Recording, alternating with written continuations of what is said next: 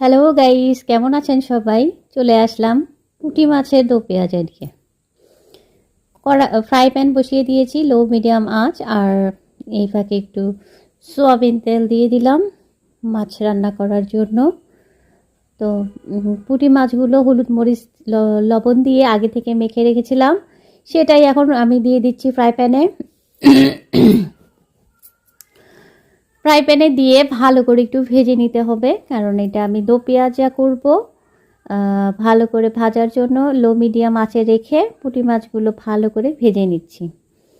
আর পুঁটি মাছ ভাজা খেতেও অনেক মজা আর সুস্বাদু, কিন্তু আজকে আমি পুঁটি মাছ ভাজি করব না, শুধুই দো পেঁয়াজা করার জন্য আজকে রান্নাটা করছি।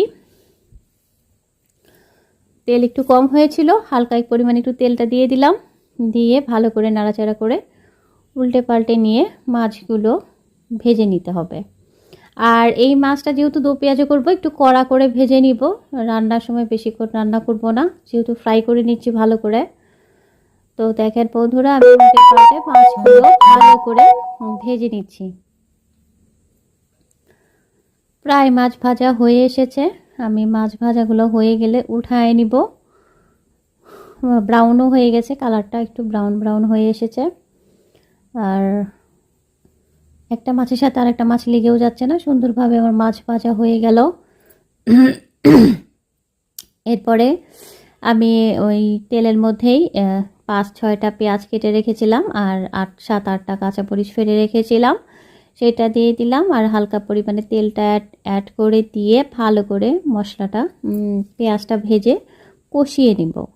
তারপর 1/2 চা চামচ হলুদের গুঁড়া, 1 চা চামচ মরিচের গুঁড়া দিয়ে ভালো করে নাড়াচাড়া করে একটু পেঁয়াজটা ব্রাউন ব্রাউন কষা কষা করে 1/2 কাপ পরিমাণ পানি দিয়ে দিলাম।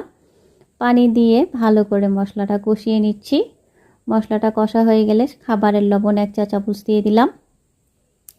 মশলাটা ভালো মতো কষিয়ে নিয়ে মাছগুলো আমি অ্যাড করে দিলাম।